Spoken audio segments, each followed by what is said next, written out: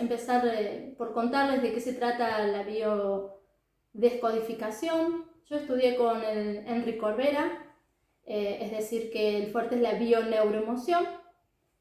Y después le fui agregando otras disciplinas que a mí también me hacen mucho bien.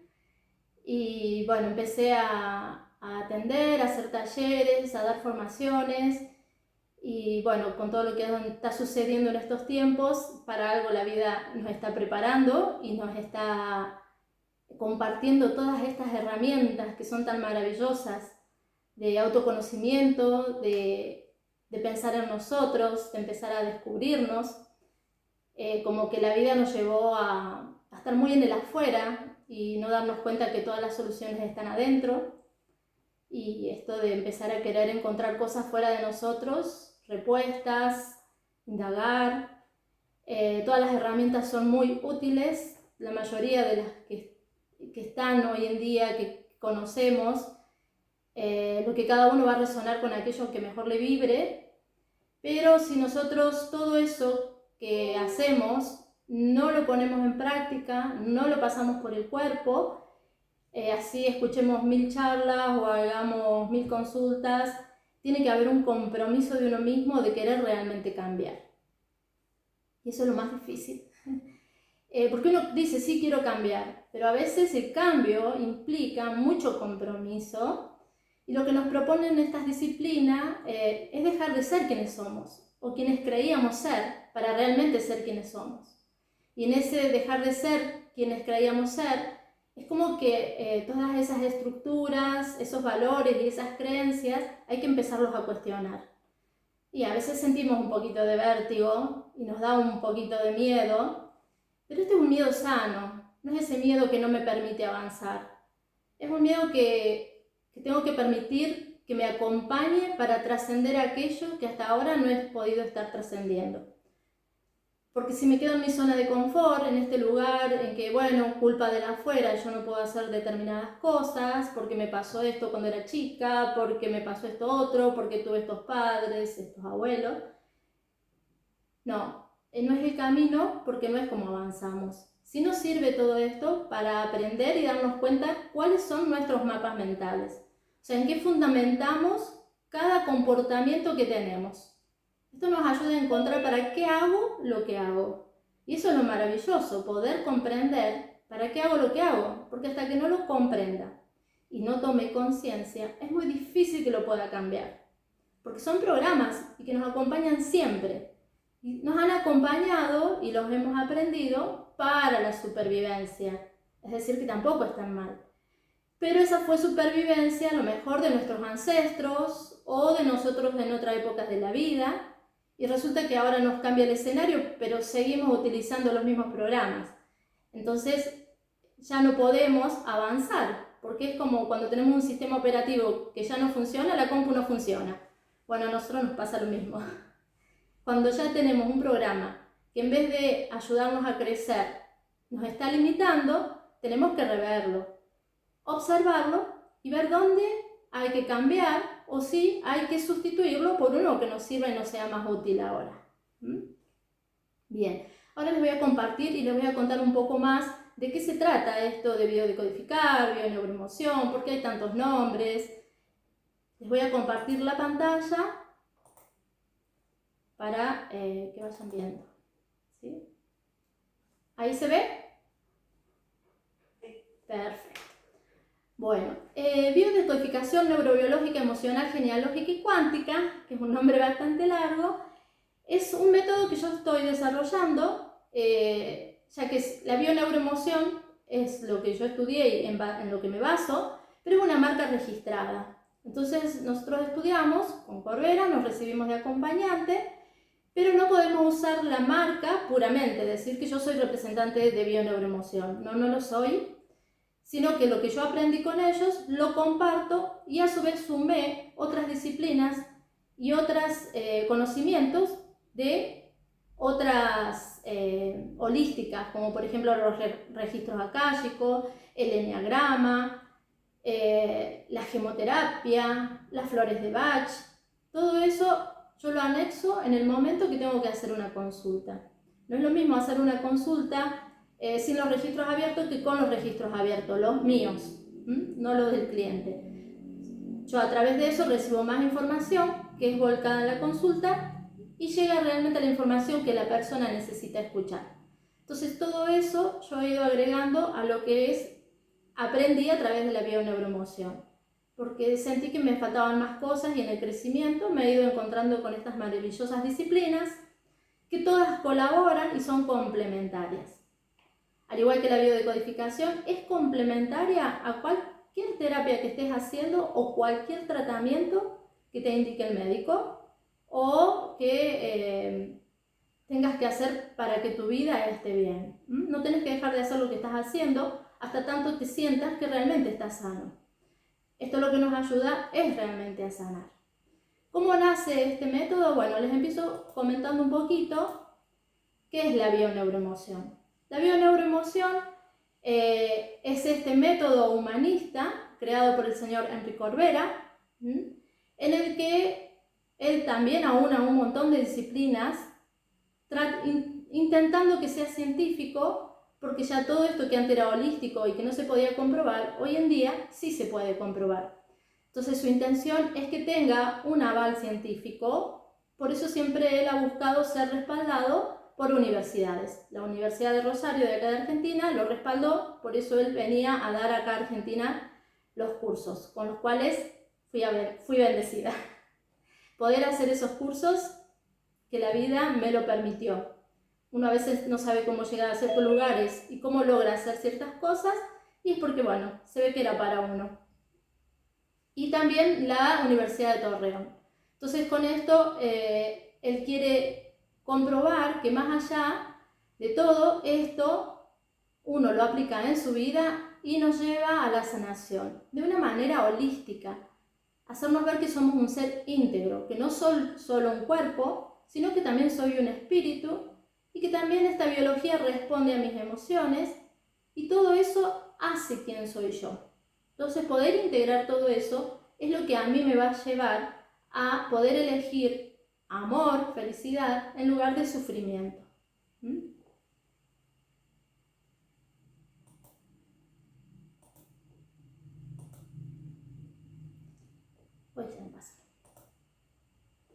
Es un método humanista que plantea una nueva forma de ver la vida. Es decir, cuando alguien hace una consulta de bioneuroemoción, no es que vamos a hacer una terapia que dure años, no. Es un método bastante concreto y rápido que actúa en nuestras vidas, siempre y cuando nosotros lo pongamos en práctica. Y no es difícil ponerlo en práctica porque lo que logramos es tomar conciencia. Y al tomar conciencia muchas veces no hay mucho más que hacer. Las cosas que hacíamos las dejamos de hacer automáticamente. Y eso nos evita mayores sufrimientos. Porque generalmente, ¿por qué consultamos? Por cosas que se nos repiten en la vida. Entonces, cuando me doy cuenta para qué se me repiten, que es para aprender algo, y entiendo cuál es ese aprendizaje, bien, ya lo aprendí. Entonces ya deja de estar en mi vida. El tema es que nos tenemos que parar, mirarnos, aquietarnos y preguntarnos, ¿para qué repito siempre esta historia? ¿Qué tengo que aprender de acá? Bien, la bioneuroemoción también nos permite el desarrollo de la conciencia de que somos autores, conscientes o inconscientes de nuestras vidas. ¿Qué quiere decir esto? Son como conceptos muy nuevos, ¿no? Más allá de que sepamos o no sepamos, somos los creadores de nuestra vida. Somos responsables, y esto puede sonar duro y a veces puede sonar como que da miedo, ¿no? Somos responsables de todo lo que nos sucede. Va a decir, sí, pero yo no quería una enfermedad. No, claro, nadie la quiere. Pero como yo no estoy aprendiendo de lo que sucede, mi cuerpo se encarga de avisarme que hay algo que cambiar. ¿Y cómo lo hace? A través de un síntoma.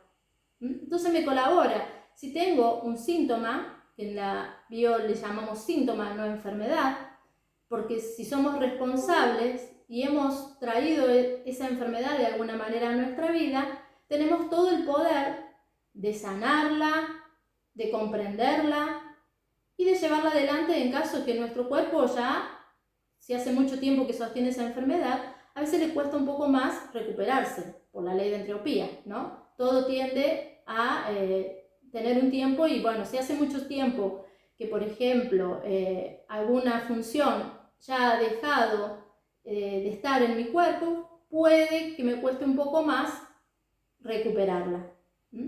Pero voy a aprender cómo cuidarme y cómo vivir con ella para tener una mejor calidad de vida, entendiendo para qué la tengo, para qué tengo esta enfermedad, qué mensaje me trae. Igual después yo les voy a dar un espacio para que me hagan todas las preguntas que quieran, una vez que terminemos, que más o menos les explique esto, y ustedes me pueden consultar lo que quieran, de lo que quieran, si hay algún síntoma, si hay algún comportamiento. No nos podremos extender demasiado en las respuestas, pero como para que más o menos tengan una idea hasta donde podamos llegar, yo les prometo que vamos a llegar. Bien, les cuento qué diferencia hay entre la biodecodificación, que generalmente se habla y que muchas líneas la llevan adelante, y la bioneuroemoción. Enrique Corbera primero hace biodecodificación y después evoluciona a bioneuroemoción. ¿Cuál es la diferencia? Que la biodecodificación tiene una visión dual, es decir, que cree que estamos separados o que el cuerpo no es parte de un todo, ni que todos somos uno. Cuestión que la bioneuroemoción tiene una visión no dual, y esto lo fundamenta en la filosofía de Un Curso de Milagros, que es una mirada advaita de la vida, en la que todos somos uno. Empezar a comprender que todo lo que hay a mi alrededor es parte mío, es empezar a entender y luego a sentir que todos somos uno. La biodecodificación es puramente biológica. Busca que las respuestas o para que nuestro cuerpo se manifiesta de determinadas maneras. Y esto es lo que pasa, que generalmente agarramos un diccionario de biodecodificación o de enfermedades y decimos, sí, ya sé qué significa que tenga gastritis, o ya sé qué significa que tenga siempre ataques de hígado. Pero no nos resolvió el conflicto. ¿Por qué? Porque en realidad hay que buscar de una manera más humanística de ver qué está viviendo ese ser humano, esa persona, para que ese entorno sienta que le produce una gastritis o un ataque de hígado. Porque es un todo, no es solo el síntoma separado del resto. Entonces, la biodecodificación busca soluciones conductuales, que la persona cambie de conducta. Si hacía esto, o estoy con esta persona, o hago lo otro, deje de hacerlo para que la enfermedad deje de estar. En cambio, la bioneuroemoción busca ampliar la conciencia. ¿Y qué quiere decir esto? Que yo tenga más conocimiento de para qué vivo lo que vivo, y de esa manera yo elija cuál es el mejor cambio para mi vida. Ahora creemos que elegimos muchas cosas, pero en realidad no estamos eligiendo nada. Simplemente estamos repitiendo programas y vivencias de nuestros ancestros. La biodecodificación busca lo que es la salud física, y la bioneuroemoción es una forma de vida, como les contaba recién. Uno, cuando empieza a vivir de este lugar, es muy difícil que dejes pasar algo como que si vos no tuvieras nada que ver con eso. Porque empezás a darte cuenta que todo lo que sucede alrededor tuyo tiene que ver con vos. Ya que existe una estrecha relación entre lo físico, lo emocional, lo mental y lo espiritual. Por ello proponemos una visión unificada de la vida en todas sus manifestaciones. Esto es lo que propone desde la bioneuroemoción y desde el método que yo practico, más sumado todo lo demás. Damos cuenta que mi físico no está separado de mis emociones. O sea, si yo tengo una gastritis, hay una emoción no resuelta. Y hay un pensamiento que la sostiene a la emoción. Y mi espíritu tiene un propósito también del para qué se vino a manifestar en este plano. Entonces no hay coherencia entre lo físico, lo emocional, lo mental y lo espiritual. Y ahí es donde yo tengo un síntoma, ya sea una enfermedad o un comportamiento que no me permite estar tranquilo, tener paz y vivir con una mayor calidad de vida. Entonces, ¿cuál sería el objetivo? Encontrar que nos pongamos de acuerdo en todos estos planos, con nosotros mismos, ¿verdad? El método se basa en encontrar el sentido biológico de cualquier comportamiento o síntoma que tiene como razón fundamental la adaptación al ambiente. ¿Qué quiere decir esto? que si nosotros tenemos un síntoma o un comportamiento que se repite, es porque yo me estoy adaptando a algo que realmente no quiero. Algo que me está provocando continuamente un estrés. Entonces, esa adaptación que me estoy autoexigiendo es la que después produce una enfermedad. Hay algo con lo que no estoy de acuerdo y encima me pongo a hablarlo cada vez que como. La comida me va a caer como una bomba. Y después voy a estar con gastritis o con indigestión. ¿Por qué? Porque me tengo que adaptar a algo que no quiero. Entonces acá tengo dos opciones. O cambio de ambiente o empiezo a ver para qué sucede esto y ver qué tengo que aprender, cambiarme mi mirada sobre lo que está sucediendo, porque lo que está sucediendo yo mismo le he puesto un significado. Y he decidido que esto significa esto. Que esta persona diga esto significa esto. Que suceda esto significa esto. Esos mismos significados que yo le estoy dando a las situaciones y que no están de acuerdo con lo que quiero y pretendo que sea diferente, es lo que está haciendo que mi cuerpo se tenga que adaptar a algo que ya no quiere, o algo que en realidad es de lo que tiene que aprender, pero cree que es en contra de sí y no a favor de sí. Todo síntoma es nuestro cooperante, nos enseña y nos colabora para que entendamos qué es lo que hay que cambiar en nuestra vida. Los objetivos generales que tienen estos métodos es facilitar que todas las personas encontremos nuestro bienestar, nuestro bien sentir, nuestra mayor felicidad, nuestra mayor paz. ¿De qué manera lo hace? Promoviendo una mirada holística.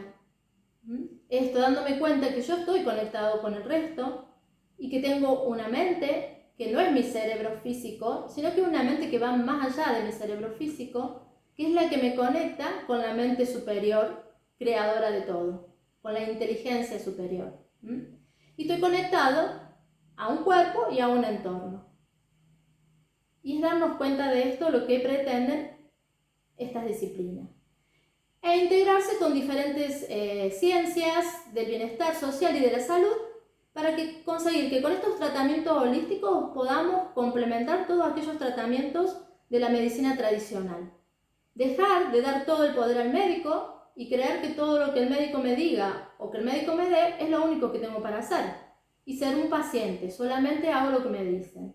Y no me miro qué realmente tengo que hacer para que esa situación mía cambie. Además de lo que me da el médico y lo que me colabora en la medicina, tengo que ver qué es lo que yo puedo hacer. No tengo que estar, y esto es lo que nos invita, de manera pasiva, sino de manera activa en mi vida. Darme cuenta que soy responsable y de esa manera poder lograr el cambio. Pero si yo digo, no, el médico sabe, pero el médico no sabe lo que realmente estoy sintiendo. El médico puede saber a qué responde un dolor de cabeza o cómo sanar una quebradura. Eso sí, por supuesto, y si me quiebro tengo que ir al médico, no voy a dejar de hacerlo. Pero yo me pregunto, ¿y para qué me quebré? ¿Qué estaba pasando en mi vida? ¿Qué es eso que me llevó a que yo haya tenido un estrés tan grande que mi cuerpo se quebró? Esas son las preguntas que nos tenemos que empezar a hacer para vivir de otra manera y empezar a encontrar las respuestas y las soluciones a nuestros síntomas.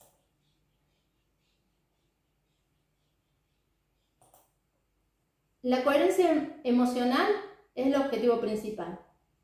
Tomo conciencia para que mi cuerpo, mi mente y mi espíritu estén en coherencia, mi psiqui esté en coherencia y recién ahí puedo ejercer un cambio de conducta.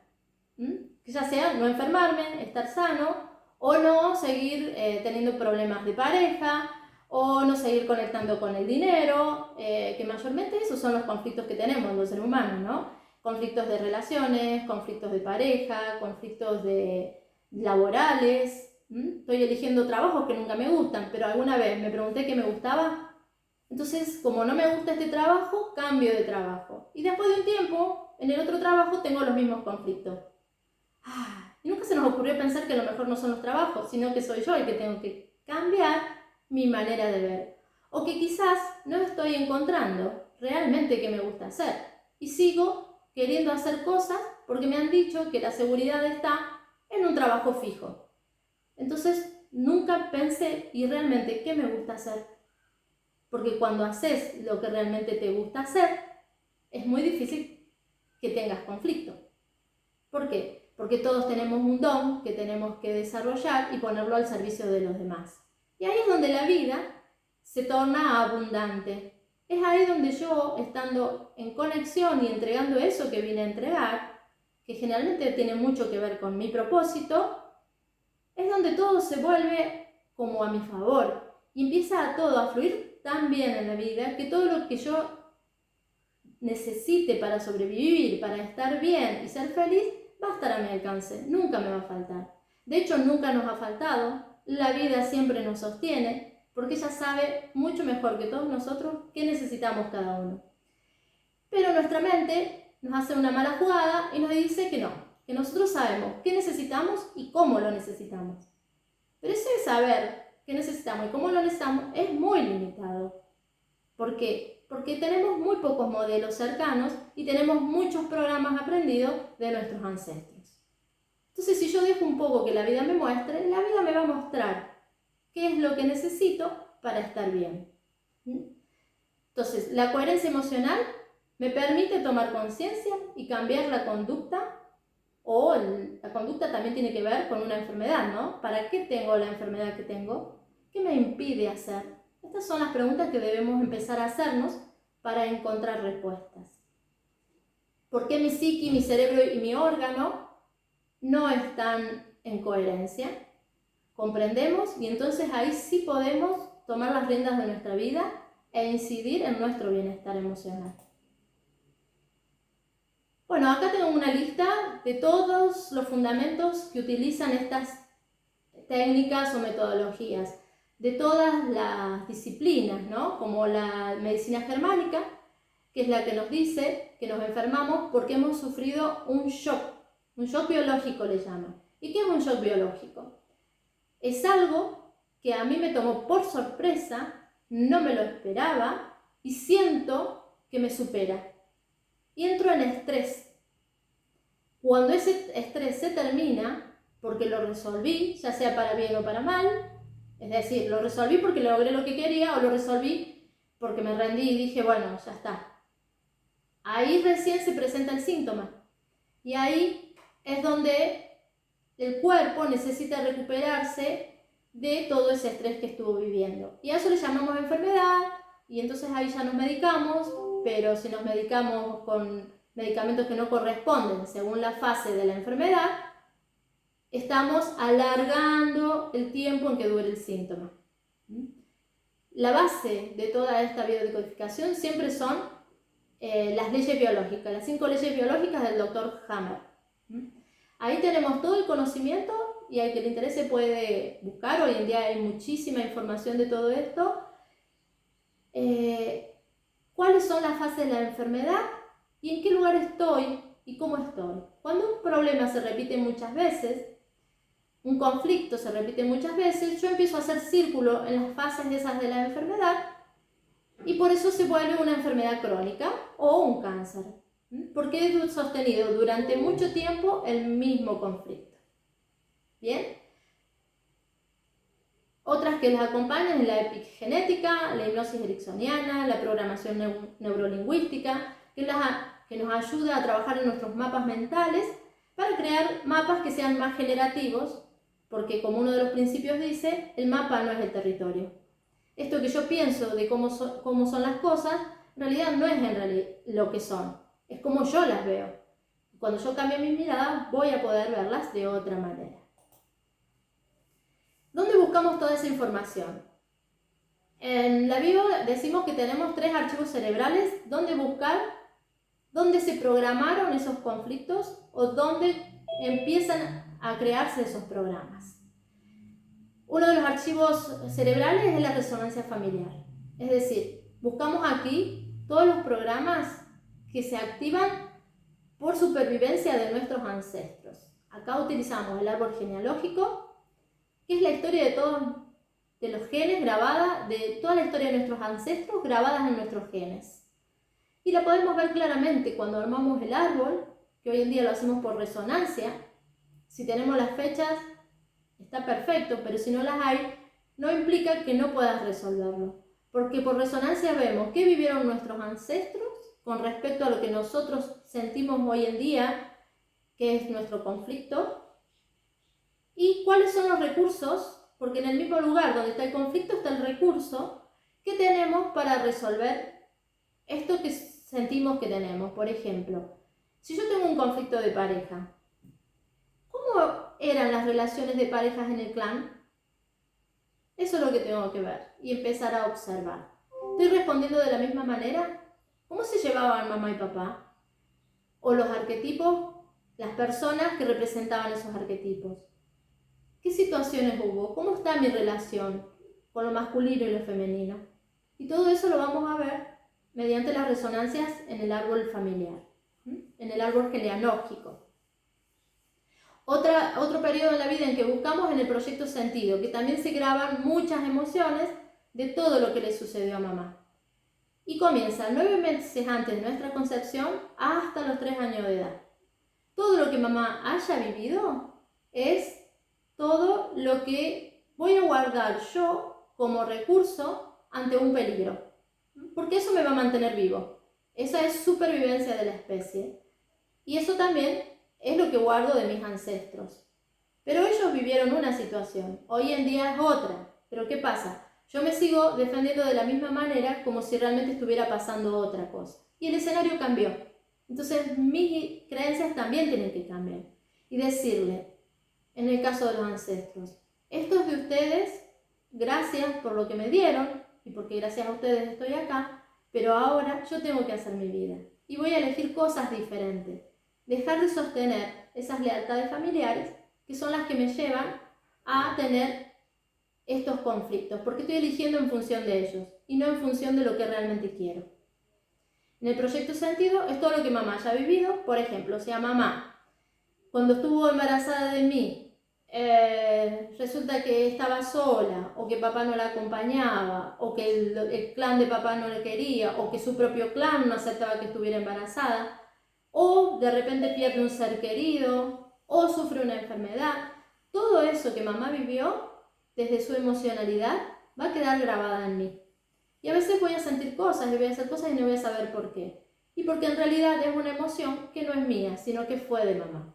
Entonces, en el proyecto sentido, también sanamos aquello para que mamá y papá pensaron que traían un hijo al mundo y busco mi propio proyecto sentido, mi propio proyecto de vida. Porque a lo mejor mamá y papá dijeron, ay, qué lindo, el más chiquito me va a cuidar en mi vejez. Entonces ese niño va a ser un niño que en su vida no va a poder hacer una vida. ¿Por qué? Porque tiene ese proyecto de cuidar a los padres. Pero como somos inconscientes de eso, renegamos y decimos, ah, no consigo pareja, ninguna pareja le dura. Pero en realidad porque él tiene otro propósito, que se lo impregnaron en el momento del nacimiento, inconscientemente, nada es adrede. Pero hoy podemos encontrar qué fue lo que sucedió, qué fue lo que pensaron para poder sanarlo, porque ya no nos es útil a ninguno. Y la edad cronológica tiene que ver con todos los conflictos que yo he vivido, y que generalmente ahí es donde se desencadenan todos estos programitas que hemos ido absorbiendo durante nuestra gestación y que traemos de nuestros ancestros. Para esto aplicamos diversas técnicas para encontrar esa información y poder cambiarla. Y sobre todo el árbol genealógico.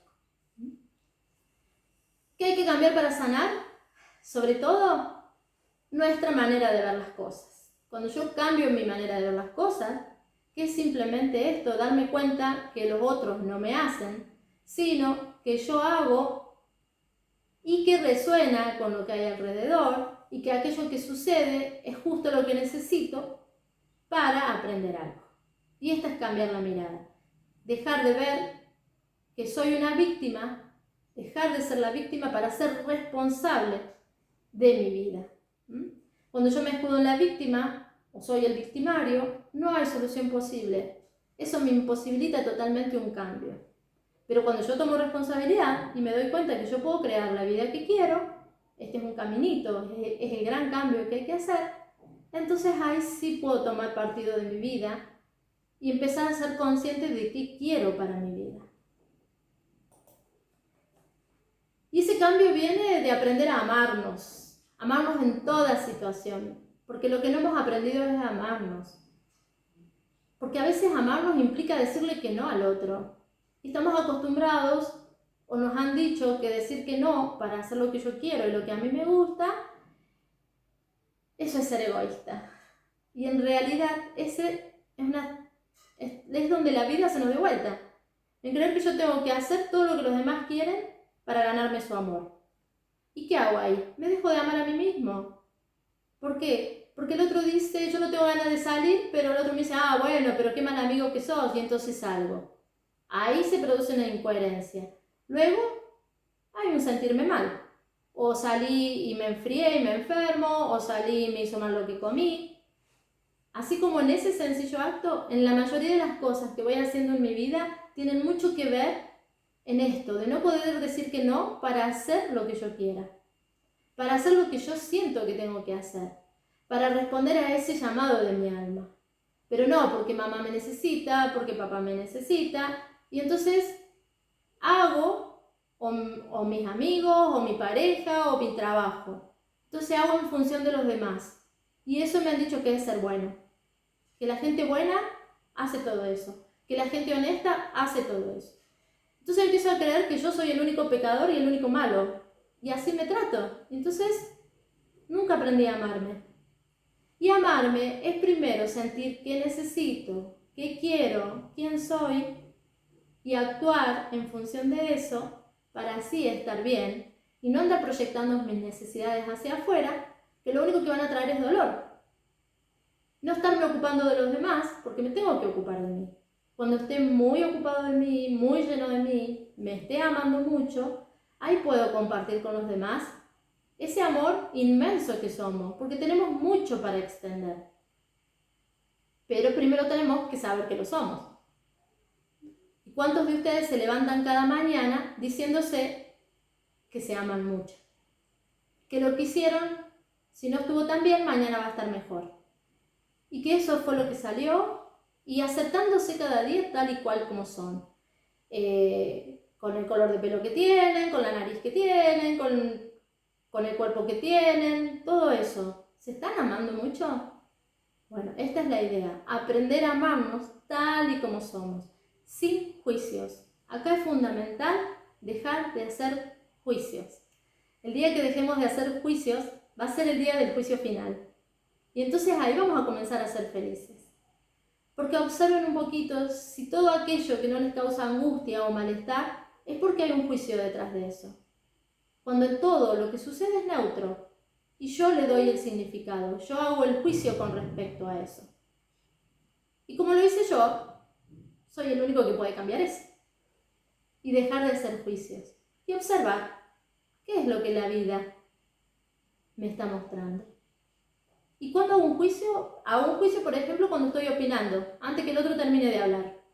Cuando estoy diciendo lo que pienso, antes que el otro se termine de expresar, porque yo ya sé, yo ya lo conozco, ya sé lo que me va a decir, y así vivimos, y no escuchamos al otro, ni nos estamos escuchando a nosotros mismos. ¿Por qué? Porque nos estamos defendiendo de algo que todavía no sucedió. Entonces, es salir de ese estado de defensa para estar en un estado de aceptación, de aprender, de observación.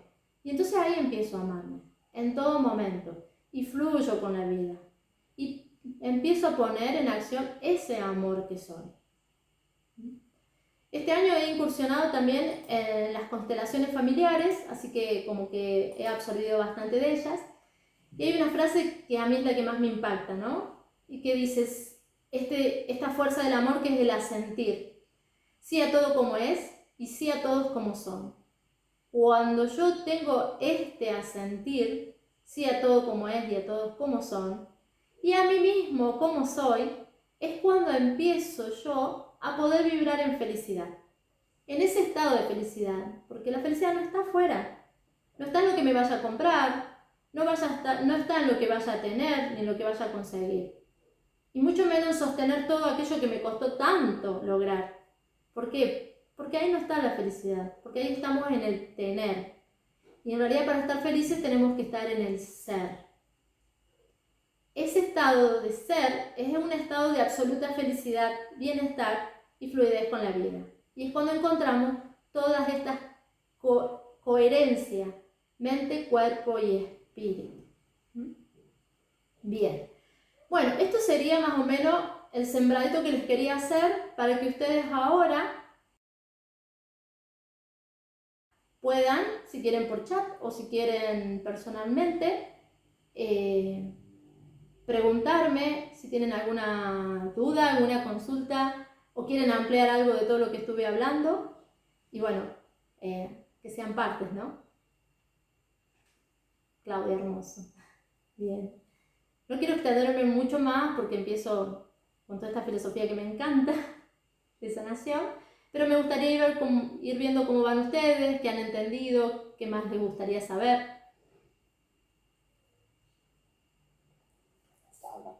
Bien. Hola, Ro. ¿Sí? Soy Mirta. Sufro de dolor de ciático, dolor crónico. Bien. ¿Qué debería cambiar? ¿Qué debería cambiar? Todo lo que tiene que ver con el sistema osteoarticular, que son nuestros músculos, nuestros huesos y hasta la médula, tiene que ver con no sentirme apto para. ¿Qué quiere decir no sentirme apto para? Que no soy suficiente. Siento que yo no soy suficiente para determinadas cosas. ¿Cuándo no soy suficiente? Por ejemplo, cuando me exijo demasiado. Cuando quiero hacer cosas que mi cuerpo ya no da. Yo sufrí muchos años del ciático y era así en una época que coincidía justamente, tenía 3 niños que criar y me exigía mucho, trabajaba demasiadas horas, tenía que sostener la casa y me quedé doblada del ciático, realmente. ¿Por qué? Porque me estaba exigiendo, yo creía que todo dependía de mí y que tenía que hacer muchas cosas. Entonces mi espalda, que dice a esa altura del ciático, que lo que se produce es un pinzamiento entre las vértebras. Relájate, todo está. Pero yo no podía verlo en ese momento, no era muy consciente de que yo podía confiar en la vida y que todo lo que hiciera falta iba a poder resolverlo. Siempre creía que no iba a llegar a fin de mes. Siempre creía que no me iba a alcanzar para darle a mis hijos todo lo que necesitaban. Y después los niños crecen y uno se hace más grande y sigue pensando que hay cosas por las cuales tiene que ir atrás. Y sigue sosteniendo eso. Mientras yo siga no amándome, sosteniendo la idea de que no es suficiente con lo que hago, que puede ser a nivel de sostén de los demás, sean de mis hijos, sea de la casa, sea de la familia y hasta a veces de los padres. Eso tengo que aprender que no soy la salvadora del mundo y ponerme límites. Hago hasta donde puedo. Eso es amarme. Y colaboro con los demás hasta donde puedo. Pero si se me va a ir la vida en eso, no estoy cumpliendo mi propósito, que es ser feliz. Y desde ahí, colaborar con el resto. No sé si te resuena algo de esto, Mirta. Sí, mucho. Bien. Gracias. Bien. Genial. Cristina, ¿querías preguntarme algo? Sí, yo quería preguntar, cuando vos dijiste cuando una mamá vive cosas, por ejemplo, tristes durante el embarazo, ¿cómo lo resuelve ese chico, ¿no? ¿Cómo resuelve sus problemas? ¿Tiene que hacer ella neuroemoción o la mamá debe corregirlo? Bien, me encanta tu pregunta. Es muy importante aclarar esto. En realidad, si yo sé que durante estuve embarazada de mis hijos tuve conflictos, si mi hijo no tiene un conflicto, no hay nada que resolver. ¿Mm? Ahora, si mi hijo tiene un conflicto y es mayor de edad, lo tiene que resolver él. Porque fue justo lo que necesitó. Perdón. Sí. Pero siempre siendo mayor de edad, no siendo una criatura de 4 o 5 años. No, con 4 o 5 años tiene que resolver mamá. Tiene que decodificar mamá. Porque estamos justo entre los 0 y 7 años, que es la época en que nosotros absorbemos todo lo del entorno. Y vamos creando nuestras creencias y nuestros valores y si no nos lo replanteamos en la vida adulta, seguimos repitiendo o respondiendo al niño que patalea porque no le dan lo que quiere y no lo estamos asumiendo nuestro rol de adultos. Entonces, Claro. si el niño es chico y hay un conflicto o hay un síntoma, tiene que decodificar mamá, papá, para resolver eso y estamos muy a tiempo, ¿sí? Porque el niño es un reflejo de lo que sucede en el entorno y ellos muestran el síntoma porque esto es biológico. Si la mamá se enferma, muere la mamá y el niño, ¿no? Biológico de la caverna. Ahora, si se enferma el niño, mamá lo cuida y hay más posibilidades de supervivencia de la especie. Por eso el niño es el que muestra el síntoma. Si no hay un síntoma de enfermedad, puede haber un síntoma de carácter, Un comportamiento. comportamiento. Sí. Perfecto. Como por ejemplo, hoy en día hay muchos niños diagnosticados de TDAH, o sea, que son hiperkinéticos.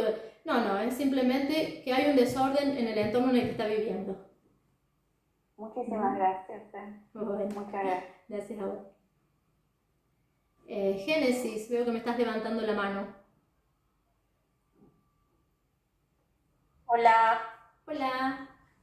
¿Cómo Hola, estás? Hola a todas. ¿Todo bien? Tengo una pregunta. Sí. En cuanto a los problemas cervicales, rectificación cervical y problemas en toda esa área del cuello y de la postura. Sí. ¿Con qué podría estar relacionado? Bien. Toda esa área está relacionada. ¿Cómo? Esto es en el caso de mi novio, perdón. Bien. Generalmente cuando decodificamos a la persona que está sintiendo porque tenemos que ir al sentir. Pero sí te puedo dar la información general de qué significan las cervicales y por dónde hay que empezar a buscar. Las cervicales tienen que ver, si bien cada una, y si sabemos específicamente cuál es la que está lesionada, tendríamos una información más clara. Pero en general tienen que ver con la comunicación. ¿Qué no estoy comunicando? O qué incoherencia hay entre lo que yo pienso y quiero y las ideas esas como, digamos, nuestras ideas más superiores, nuestras creencias superiores. Por ejemplo, los valores que mi clan tiene y resulta que yo quiero otra cosa. Entonces esta conexión entre la cabeza, que es la cabeza a lo mejor del clan, representa la cabeza del clan, y mi cuerpo, no hay una conexión, no hay una comunicación. Y no lo puedo expresar, porque siento que no está bien, estoy respondiendo a los deberían ser, tendría que ser de esta manera, no se puede decir esto, no se puede decir lo otro, algo que no estoy pudiendo comunicar realmente. Entonces mis cervicales se resienten ahí. Buenísimo, gracias. Bueno. ¿Queda un poco más claro, Génesis? Sí, él está aquí a mi ladito escuchando. Bien, ¿y siente que en algo no puede comunicar? ¿Sentís, Seba, que en algo no te puedes comunicar? Dice que puede ser, ahí se lo anota y lo va a pensar. Bien, ¿qué tienes? Sí, hay que sentirlo. ¿En qué estoy desconectado que no puedo comunicar? ¿Qué siento? Bien. Que a lo mejor a veces no es con palabras, Una pregunta, vos decís la cervical está justo en el chakra de la comunicación. Sí, tiene que ver. ¿Y se relacionan los chakras con la biología? Totalmente, porque yo hago Reiki también y los chakras también responden a algunos órganos y está totalmente relacionado. Sí, es el chakra de la comunicación. Es maravilloso porque todo tiene que ver con todo. Claro, tal cual. Cuando uno empieza... Voy haciendo distintos talleres, voy viendo que todo se complementa con todo, ¿no? Por eso te preguntaba. Sí. Lo que yo con mi experiencia lo que siento, que estudiando biodecodificación o bioneuroemoción más específicamente, porque hay muchas ramas que no ven todo como holístico. La bioneuroemoción, estos métodos, sí. Lo que podemos ver es que si uno aprende todo esto, que ya engloba un montón de disciplinas, todas las demás es muy fácil que sean parte de esto también. porque te da una mirada muy amplia de todo, una conexión con el todo y una ampliación de conciencia tan grande que es muy fácil después conectar con todo lo otro. Muchísimas gracias. Gracias a vos, Cristina. Carolina. Yo quería preguntar algo, ¿puedo? ¿Quién me habla? Griselda. Dale, sí. Después de Carolina y después después de Carolina. No, vos, Griselda, dale. Después de Carolina. Yo quería preguntar, yo tengo una tos crónica. Me he hecho muchísimos estudios médicos durante muchísimos años y no se va. Pero es recurrente y no obedece a nada en general. Entonces nunca la entendí y no la entiendo. Bien. En realidad no obedece a nada en general y a todo en general. Por eso es crónica. Bien. ¿Desde cuándo? Hay otra pregunta que nos tenemos que hacer siempre que tengamos un síntoma. ¿Desde cuándo? Y hace como 10 años. 10 años. Bien. Menos. Bueno, ¿qué pasó hace 10 años cuando me empezó la tos?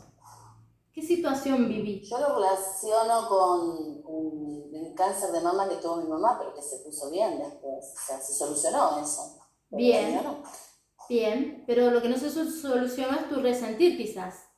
Habría que ver si es por ahí, porque en realidad la tos significa esto de querer decirle algo a alguien y no puedo. Entonces es ladrarle al otro. Entonces me guardo, no lo digo, y la tos se manifiesta. Entonces lo que tendrías que hacer es observarte en qué momentos específicamente viene la tos. ¿Qué acaba de pasar hace un rato? ¿Qué sentí y no lo dije tal cual con lo que sentí? ¿Sí? ¿Puede ser? Sí, muchas gracias. ¿Resuena? Bien. Vamos, Carolina, me vas a preguntar algo. Hola, ¿qué tal? Buenas tardes para todo el grupo. Consultita, ¿nacer con un soplo en el corazón? Bien. ¿Qué emoción biológica, cómo lo...? Eso es transgeneracional. Bien. Y hay que verlo en el árbol. El soplo ese que hace que el corazón sea más grande... Es de mi hija, me dicen que que ya se va a desaparecer, pero bueno, siempre le hacemos los análisis y siempre están. Bien. Se va a desaparecer a los 6 y está a los 8 y está a los 10, hoy tiene 12 y sigue estando. Bien. Y en mi familia no hay nadie que tenga un soplo. No es nada complicado, pero por ahí les genera palpitaciones. Yo no sé si está relacionado con eso. Es una adaptación al medio. A lo mejor algo que viviste durante el embarazo. Creo que no. Mi hija súper buscada, hermoso. Sí. No, pero no tiene que ver con eso. Tiene que ver algo que a lo mejor te sucedió y puede que sea ahí, si no es transgeneracional. Cuando el niño ya nace con un síntoma, está expresando algo que el clan necesita expresar. Entonces sí hay que ver... ¿Adaptarme que me había casado? ¿Cómo? ¿Adaptarme que me había casado? Puede ser. Ahí lo Puede entendí. ser. Listo, ya está. Es un gran cambio de entorno. Genial. Ya está, gracias. Hay que perdonarse eso y ya está. Sí, gracias. Bien. Hilda, dime. Estás sin micrófono. Ahora. Yo quería que vos nos cuentes un poquito del taller que vos estabas ofreciendo o estás ofreciendo. Bien. Si es para uno como una herramienta personal o si la formación que vos estás ofreciendo es para después uno hacérselo a otra persona. Bien. Bueno. Porque creo que no encuentro bien ahí, pero me parece que decía autodecodificación. Este que empieza el martes es de autodecodificación. Es decir, son 8 encuentros en los que nosotros logramos vernos a nosotros mismos, aprender técnicas, a poner en dudas creencias, valores, a reconocer nuestras emociones, porque generalmente nos estamos moviendo en las emociones sociales, la que la sociedad acepta que yo tenga y no las que realmente tengo. Por ejemplo, observe que es muy fácil aceptar a una persona que se enoja. Ah, bueno, sí, vive enojado. Pero esa persona, ¿para qué se enoja? Porque en realidad es fácil decir estoy enojado y no decir tengo miedo. Y la emoción real es el miedo. O una persona que no puede poner límites. Entonces, ¿cuándo pone los límites? Cuando se enoja. Porque la ira es esa emoción que me permite poner un límite. Nada más que la uso cuando ya estoy demasiado sobrecargado. Entonces empiezo a reconocer en qué momentos me enojo o qué cosas me enojan para poder ahí nomás resolverlas y no seguirlas acumulando para después explotar en ira. Entonces ahí vamos a trabajar también emociones, creencias, árbol genealógico, proyecto sentido, pero todo, absolutamente todo sobre uno mismo. E incluso al final vamos a nuestro ser esencial y conectar con nuestro verdadero propósito de vida. Pero es para uno. Son 8 módulos, es imposible desarrollar en 8 módulos de 2 horas y media una formación para que yo pueda acompañar a otros. Para poder acompañar a otros, tengo que tener un muy buen manejo de las 5 leyes biológicas, que es generalmente lo que más tiempo lleva, la comprensión de eso. Para eso, esto es el que empieza ahora. Lo que no quiere decir que si vos sos terapeuta, vamos a usar algunas herramientas que seguramente después podés usarla si ya haces otra terapia, ¿no? Como posiciones perceptivas y esas son técnicas fáciles de usar. Y cuando ya uno está acostumbrado a trabajar con gente, puede que te animes a hacerlo. Pero primero es para trabajar en uno. Esto primero. En realidad a mí me interesaría para trabajar en mí, Bien, es para esto. Por eso te consultaba. Sí, es para esto. Lo que sí después podés seguir con la formación si te encantó, que también es un poco esto, ¿no? Porque yo doy la formación, pero enseguida la gente deja, porque en realidad no es su idea después acompañar gente, porque es muchísimo la dedicación que hay que tener para esto, o sea, te tiene que gustar, como cualquier otra profesión, y tenés que dedicarte a esto. Entonces, en realidad lo que buscan es poder aplicarlo en sí mismo y en lo que a ellos les gusta hacer y lo que ellos quieren hacer. Entonces, para esto puse esto del curso de autodecodificación, para yo comprenderme a mí mismo, poder autoindagarme. Estoy sintiendo algo, aprendo cómo sentarme a ver qué es lo que está pasando. Cómo observar desde cuándo fue y para qué me está sucediendo lo que me sucede. Eso seguro lo aprendemos con el curso. Aprendo la manera de cómo me comunico, porque como yo me comunico es muy importante, porque nos comunicamos por diferentes canales y a lo mejor si yo soy muy visual y el otro es kinestésico, vivimos peleando y no entendemos por qué. Nos queremos un montón pero peleamos, claro. Porque si yo soy visual, hablo a esta velocidad. Y si soy kinestésico, todas las palabras necesito sentirla y eso lleva más tiempo. Y el visual ya cambió de tema 3 veces, mientras que el kinestésico recién está queriendo absorber la primera palabra. Entonces empezamos a descubrir en realidad cómo me estoy comunicando y a equilibrar los otros canales para comunicarme muy bien con todos. Todas esas cosas son muy importantes para empezar a decodificarnos a nosotros. Y eso es lo que podemos ver en estos 8 encuentros, y de las leyes biológicas apenas tenemos una introducción, ¿no? Después está la formación, que dura 22 módulos, 2 años. El primer año hacemos todo un desarrollo muy profundo personal y el segundo aprendemos más profundamente las técnicas de acompañamientos. Ese por ahora está solo presencial, pero próximamente ya lo voy a dar online también. ¿Silda? ¿Quedó? Bien. Bueno, ya saben, los que quieran autodecodificar los espero el martes 18:30 online. Bien, Georgina, dime. Hola, buenas tardes.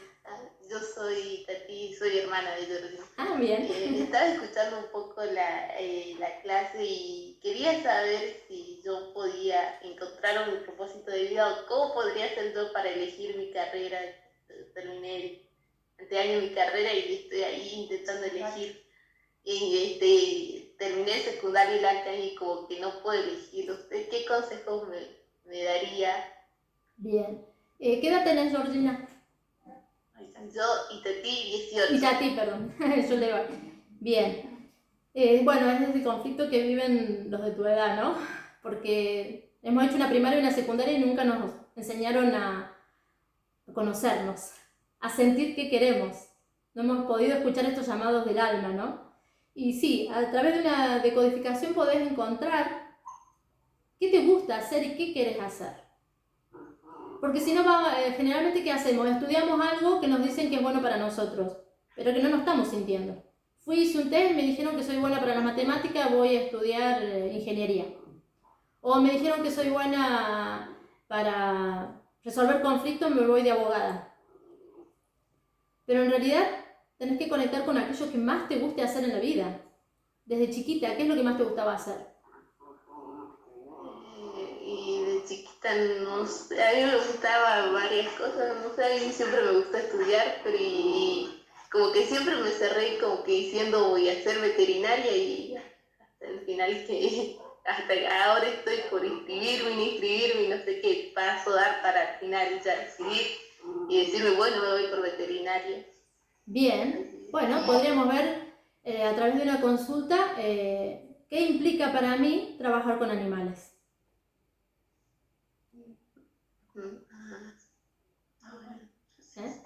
¿Para qué estudiaría veterinaria? Para estar atendiendo animales tengo que tener en cuenta que los animales van a estar enfermos. Por ejemplo, tengo que tener en cuenta que eso demanda a lo mejor 24 horas al día. Se enferman a cualquier hora, no tienen horario, es como un médico. ¿Qué tanto, para qué yo quiero desplegar todo mi amor para eso? Y puede ser que sí, que tu vocación tenga que ver en esta vida con mantener los animales sanos. Eso tiene que ver mucho con el linaje del que venimos, más búdico o más crístico. Entonces es bastante profundo. Bueno, muchísimas gracias. Bien, eso como para una ideita, pero había que profundizar bastante para eso. En una consulta. Sí. Bueno, cualquier cosa estamos en contacto. Pero siempre Nati tiene su Instagram. Perfecto. Tati, siempre preguntarte para qué haría esto. Bueno, que funcione. Muchas gracias. Gracias a ustedes. A ver, me parece que en el chat tengo varias preguntas. Iba a tener una compañera, pero no la veo. Acá estoy. Clau, sos vos, esa. Sí. Contame, ¿vos vas pudiendo leer el chat? Sí, te las voy leyendo, ¿querés? Dale, vamos. Gracias, Clau. De nada. Claudia Carrizo pregunta, ¿se repite en mí la osteoporosis? Bien. ¿Cuántos años tiene? Hola, buenas tardes a todas. Sí, en realidad no quise poner se repite, sino que tengo osteoporosis desde hace más o menos 10 años. Tengo 59 años. Bien. Y he tenido una fractura vertebral. Creo, me doy cuenta un poco a qué se debe, quizás alguna resistencia, pero no revierte. Me hago tratamientos y la osteoporosis avanza. Esa era una duda que tenía Rosana. Y lo otro que quisiera preguntar está vinculado con mi nieto. Yo tengo un nietito de 3 años que todavía no habla, es muy inteligente y físicamente no tiene nada, pero maneja un vocabulario de 3 palabras. Bueno, esas serían mis consultas y aprovecho de decir muchísimas gracias por esta tarde hermosa. Qué bueno. Bueno, gracias a vos, Clau. Vamos por parte. Empecemos con la osteoporosis. ¿Qué pasó hace 10 años en tu vida? ¿No? Esa es la primera pregunta que me tengo que hacer. Que tendrías 49 años. Sí. ¿Te jubilaste? ¿Cambiaste de profesión? No, yo todavía sigo trabajando. ¿Crecieron los hijos?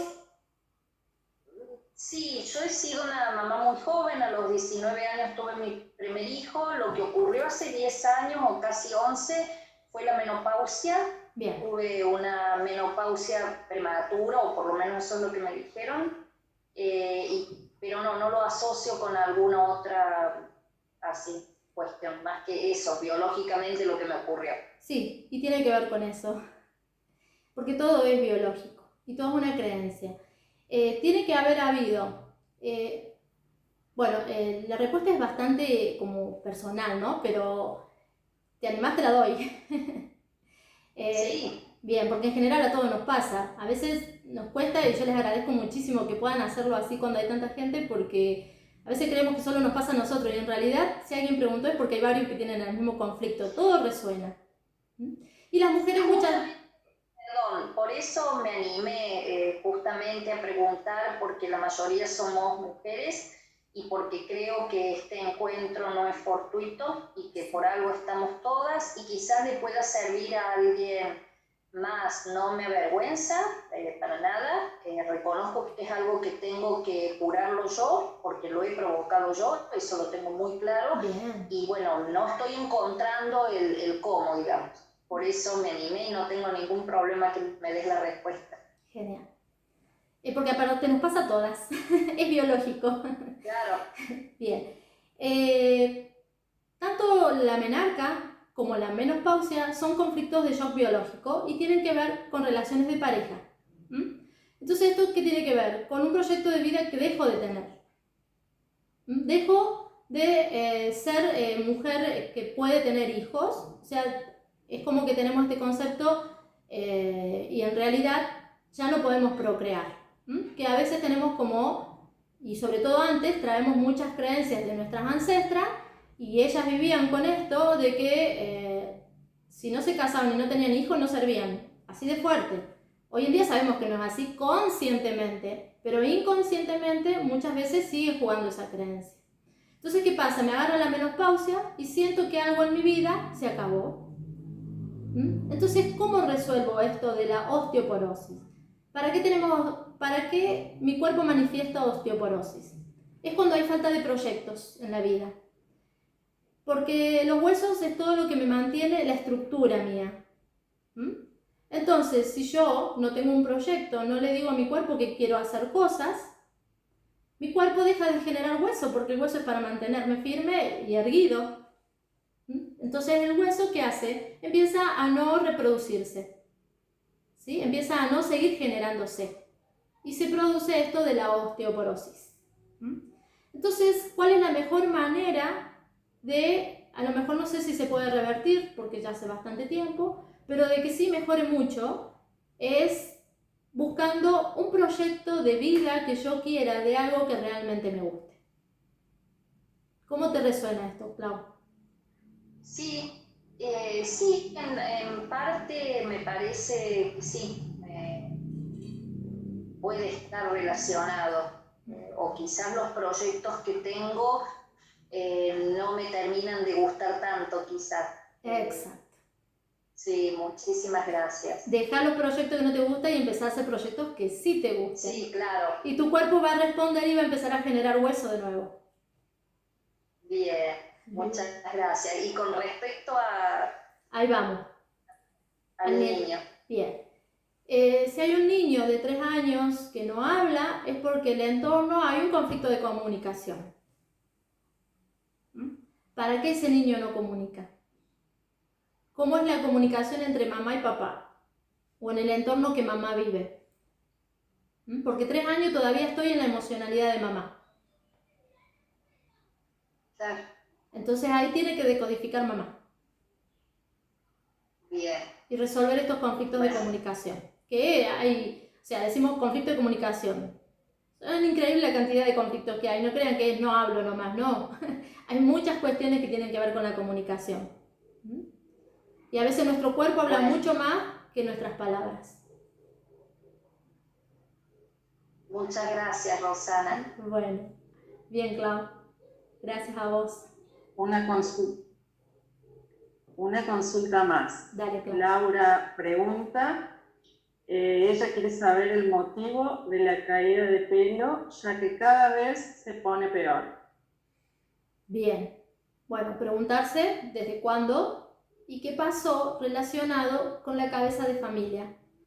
Todo lo que tiene que ver con alopecia o conflicto que tengamos en la cabeza tiene que ver con la cabeza de clan. La relación con papá, la relación con el padre de mis hijos, todo que tenga que ver con el rol masculino de paternidad, porque es la cabeza.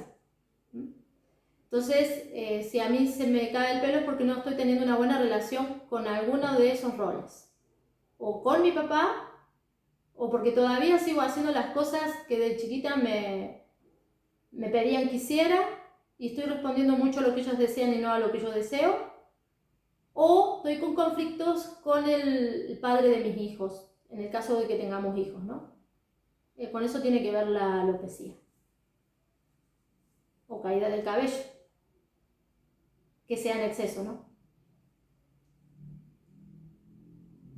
Muchas gracias, Ro. Pasamos a la siguiente consulta. Antonio pregunta, ¿los dolores permanentes de cabeza a qué se deben o cuál sería el problema? Querer tener razón. Los dolores de cabeza tienen que ver con querer tener razón. Entonces tengo que elegir, ¿deseo paz o tener razón? ¿Deseo ser feliz o tener razón? Y son bravos los dolores de cabeza. Yo sufrí de migrañas mucho tiempo y bueno, era lo que quería, sí o sí tener razón en todo. Quería tener el control de todo. Está bien que la situación lo ameritaba porque tenía que criar 3 niños, pero después, cuando se criaron los niños, seguía queriendo tener razón siempre. Y no me daba cuenta que yo discutía por mis razones cuando los otros también tienen sus razones. Entonces, cuando discutimos por razones, no llegamos a ningún lado. Por eso se producen las discusiones, porque cada uno tiene su mapa mental y tiene fundamentadas y justificadas sus razones. Entonces, esto va en aprender a escuchar a los otros y entre ambos encontrar una nueva manera de compartir. Y yo aprender que tengo razón, pero que los otros también. Entonces, la intensidad de la cabeza baja. Cuando me duele la cabeza es como si estuviera llena, sí, está llena de pensamientos. Entonces, bajo la intensidad de lo que quiero y observo un poco más lo que sucede. No sé quién preguntaba eso, pero bueno, cualquier cosa que si no quedó claro. Perfecto. La siguiente. Gola de Córdoba pregunta, tengo reiteradas crisis de infección urinaria. Consulta, mejor dicho. Bien. La infección urinaria en las mujeres tiene que ver con marcar el territorio. Biológicamente es eso. Hay algo en el territorio que yo siento que se me desordena. Por ejemplo, viene mi suegra, me va a agarrar cistitis. Mi marido trabajaba y de repente dejó de trabajar o está mucho en casa, me agarra cistitis porque él empieza a poner las cosas en otro lugar. Porque nuestro territorio, el orden del territorio, lo tenemos asumido las mujeres. Entonces, cuando eso se desordena, yo manifiesto cistitis. ¿Por qué? Porque tengo que marcar territorio. Soltar el territorio, dejar de controlar para que la cistitis desaparezca. Eso a veces también tiene que ver con las relaciones sexuales. Después de tener relaciones me empiezan estos dolores mezclados con la cistitis porque todo se inflama y es territorial. Tengo que ahí replantearme cómo estoy viendo esta relación y qué está siendo hostil para mí en el territorio y en buscar las maneras de irlo resolviendo para que la cistitis se deje, porque si no se hace crónica y es muy doloroso. Bien, no sé si Gola quedó claro, si no, me preguntas nuevamente. Si le resonó. Soy Gola. Perdón por interrumpir. ¿Qué tal, Rosana? Muchas gracias. Sí, me resuena todo. Bien. Me resuena todo. Bien. Siempre hay que profundizar, esto como para que empiecen a buscar, ¿no? Por dónde. Pero sí. Hay que buscar el resentir y sacarlo. ¿Perdón, cómo? Hay que buscar el resentir que me produce esto y sacarlo. Eso se hace con un camino al inconsciente. Claro. Bueno, muchísimas gracias. Si no lo encontrás, porque mejor que vos no te conoce nadie, pero a veces necesitamos que nos acompañen, porque si no... Lo que pasa es que a veces uno también se niega a ver cosas. Claro, y nos contamos el mismo cuentito y no resuelve. Claro. Muchas gracias, Rosana, bueno, qué clara. Genial. Muchas gracias. Gracias a vos. Otra Claudia más que tenemos en la reunión, consulta. Sufro eventualmente sensación de ahogo, que me empezó de niña, y se está repitiendo esto en mis hijos. Bien, es transgeneracional. Así que hay que verlo en el árbol. Podés empezar a observar en qué situaciones se ahogan tus hijos y en qué situaciones te ahogabas vos. ¿Qué conflictos estaba sucediendo? ¿Qué sucedía en el entorno? Porque el ahogo es esto de sentir que me asfixio, que no puedo respirar. ¿Qué situaciones no me dejan respirar? Me hacen que me ahogue para expulsar.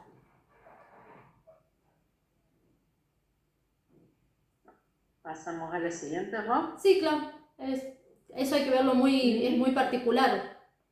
Es muy resonante con una emoción que vive, que hay un engrama, que digamos que ya es una memoria que tengo con respecto a eso. Y entonces por eso sucede.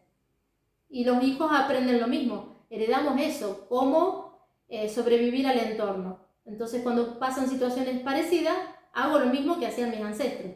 Por ejemplo, me ahogo, o tengo una cistitis y mi mamá sufría de cistitis, o tengo diabetes y mi mamá sufría de diabetes. O sea, las enfermedades no son hereditarias.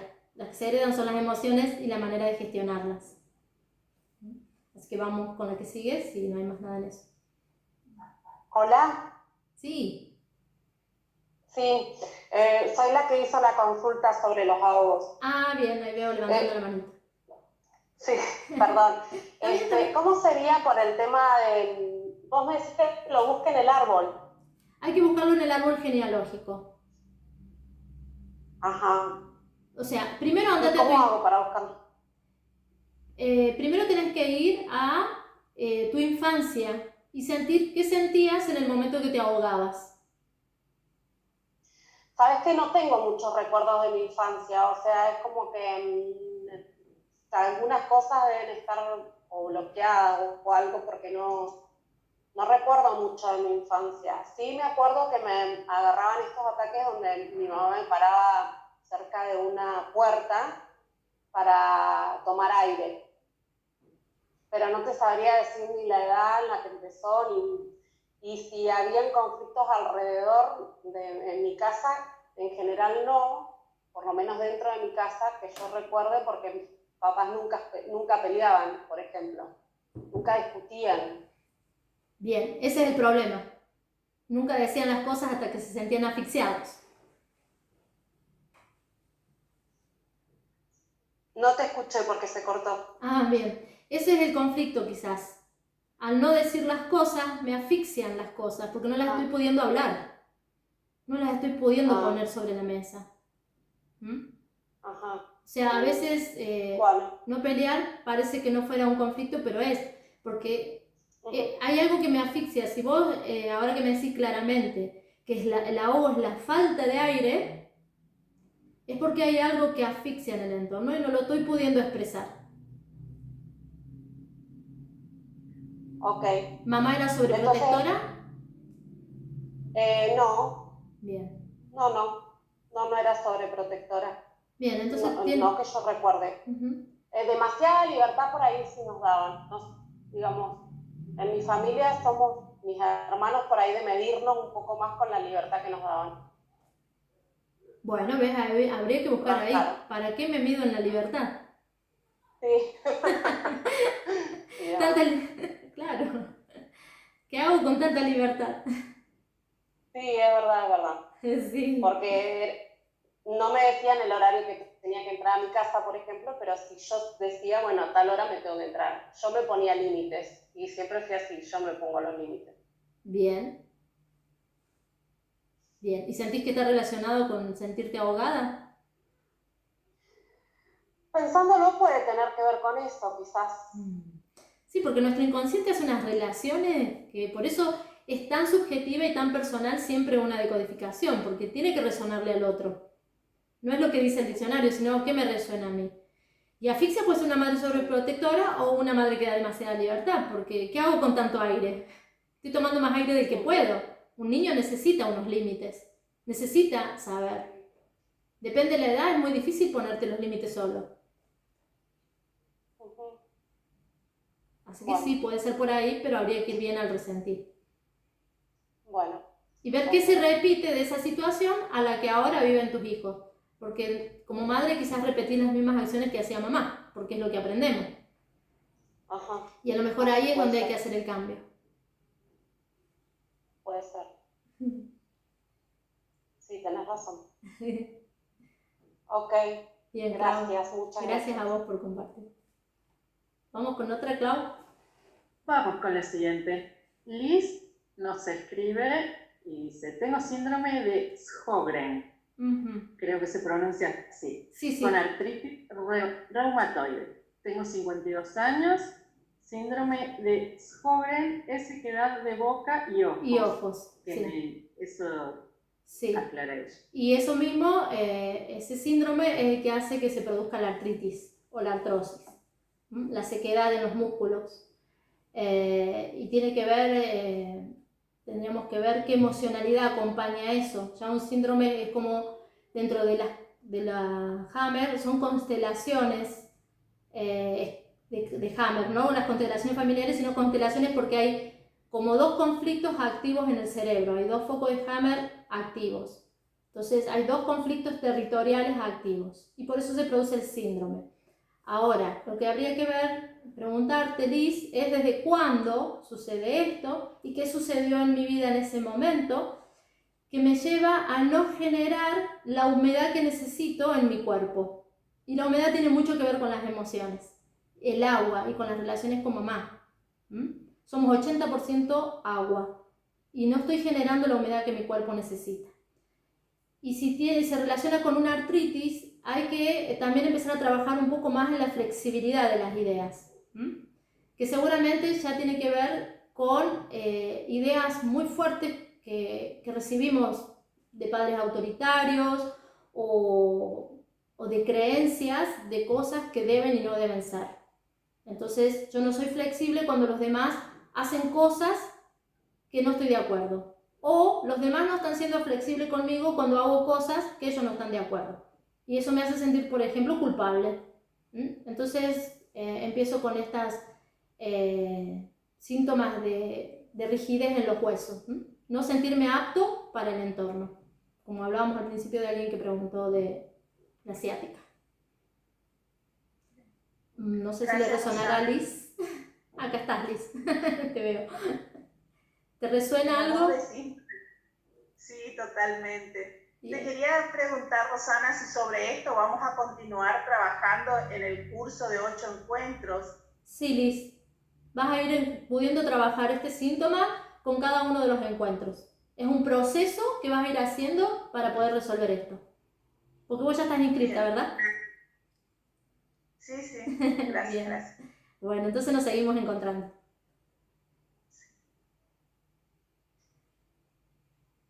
Vamos a la siguiente, Rosa Mabel. Tengo el nombre de mamá y repito el hipotiroidismo de mamá. Bien. Y también quisiera saber por qué no puedo controlarme con las comidas. Y bueno, el hipotiroidismo tiene que ver con el metabolismo del cuerpo. Entonces mi cuerpo necesita más energía, por eso como más. Y no me puedo controlar. Y tiene que ver con una cuestión relacionada con los tiempos. Todo lo que es tiroides tiene que ver con el tiempo. La hipotiroides es como que sucedió algo, hay que ver desde cuándo sucede esto de la hipotiroides, qué sucedió en mi vida o de qué manera manejo ciertas situaciones emocionalmente que tienen que ver con que no quiero que el tiempo pase o siento que el tiempo pasa muy lento. Entonces la tiroides, ¿qué hace? Regula a menos para calmar y que yo vaya de acuerdo al tiempo. Cuando hay una hipertiroides es porque necesito que algo suceda rápido. Como por ejemplo, no sé, por ahí una hipertiroides la desarrolla una mujer que está en la edad límite de tener hijos y siente que se le acaba su época de tener hijos, porque está cumpliendo 39, 40 años y que hay una creencia que hasta esa edad se puede tener hijos, porque es solo una creencia social colectiva, por eso es más difícil cambiar. Entonces la hipertiroides me muestra que se me acaba el tiempo, el reloj biológico para poder tener hijos. Y la hipotiroides es porque a lo mejor también puede ser, por ejemplo, que hay alguien enfermo y no quiero que pase o no quiero que se vaya o no quiero que el tiempo... Algo tiene que ver con el tiempo. Esos son ejemplos con los que podría resonarte el por qué la hipotiroides. Y bueno, sí, tenés el nombre mamá, sos doble de mamá, pero no pasa nada con eso. También ahí está el recurso. Eso que hacía mamá es lo que justamente no tengo que hacer. porque ya lo hizo mamá.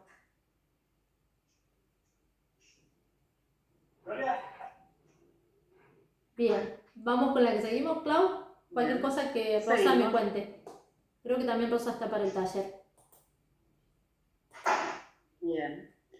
Andrea pregunta, tengo problemas de fertilidad y eso me ocasiona problemas de salud, hipotiroides, migrañas, y ¿tendrá algo que ver? También arritmias. Todo.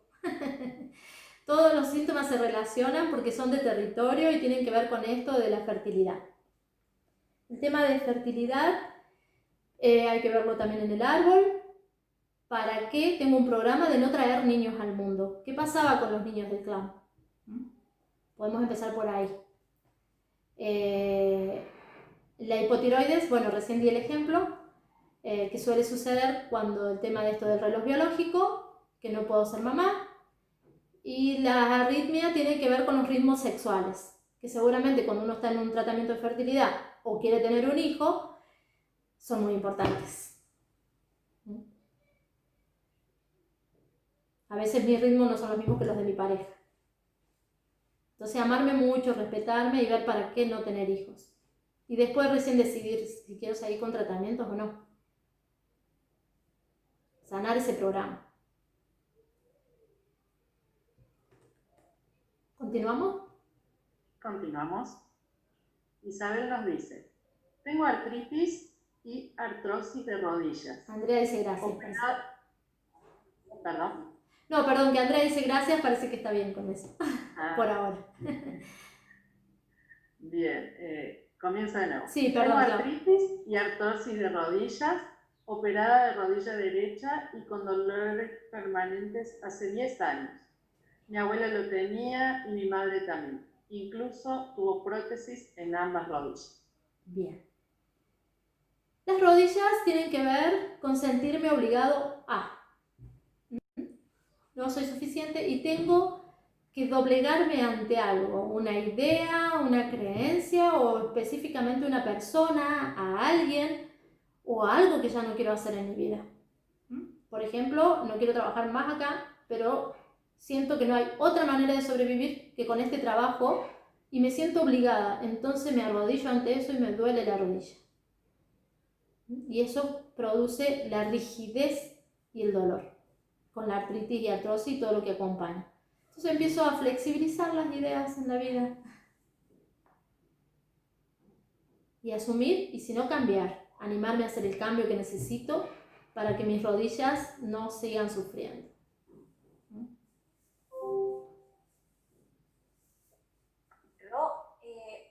Yo tengo una consultita extra. Sí. Por aquí. Dale, Genesis. Había escrito, pero por ahí como que se pasó. Te veía la manita levantada, pero pensé que había quedado ahí levantada. Igual ya la saco. Es sobre mi hermana. Obviamente ella no está acá, pero no sé si nos puedes dar alguna información sobre la psoriasis, con qué podría estar relacionado. Bien. Sí, la psoriasis es un conflicto de piel. La piel tiene que ver con conflictos de relación y en el caso de la psoriasis es un contacto que sentí que es sucio o un contacto que no puedo tener. Alguien que se alejó y siento que perdí el contacto con esa persona. O alguien con quien tuve demasiado contacto. O sea, alguien que abusó de mí o hubo un tocamiento o alguna cuestión de esas. Hay que profundizar bastante en eso, ¿no? Porque son como enfermedades más sutiles en cuanto al sentir. Claro. Se puede haber sentido en peligro y no haber tenido el peligro, pero el tema es cómo lo sintió. Claro. Y eso es lo que hay que cambiar. Claro, lo que ella sintió. Exacto. Es muy importante el sentir. Bueno, listo, yo se los paso. Genial. Y ya ella verá si sigue adelante investigándolo o no. Exacto. ¿Qué tanto le molesta o no la psoriasis? Claro. Bueno. Pero tiene solución. Todo tiene solución, gracias a Dios. ¿Vamos con otra, Clau? Vamos con la que sigue. Vale. Tengo permanente mucosidad en garganta que me produce ahogo y rinitis desde hace unos años. muy marcado después de una neumonía en 2017. Desde chica, todos los años, algún inconveniente respiratorio. Bien. ¿Cómo estamos con las relaciones de pareja? Eso tiene que ver con las relaciones generalmente de pareja, todo lo que tiene que ver con la nariz es algo que huele o que no anda bien. Y bueno, mirar ahí, qué es lo que yo siento que no está bien en mis relaciones con el otro, ¿no? A nivel de sexualidad, pero no del sexo en sí mismo, sino de sexualidad y esta relación con el otro sexo.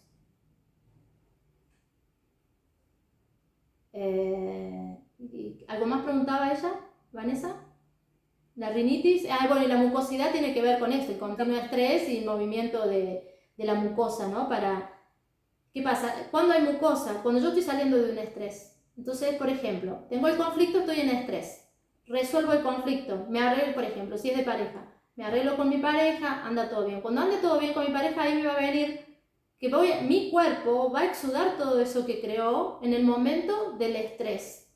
Y lo tiene que largar por algún lado. ¿Y de qué manera lo va a largar? Con los mocos. Con los mocos, con la transpiración, son todos exudativas. La fiebre, cuando hay bronca, saca todo ese estrés que yo fui acumulando mientras estuve en estrés. Entonces, ¿qué pasa? Arreglo. Pero resulta que después me vuelvo a pelear y vuelve a pasar lo mismo. Entonces vuelvo a generar estrés, en ese momento no voy a tener catarro, no voy a tener rinitis, nada. Porque estoy en estrés, estoy en conflicto. Cuando resuelvo y está todo bien, otra vez de nuevo la rinitis, el moco, todo, porque todo eso que el cuerpo crea en el estrés para sobrevivir,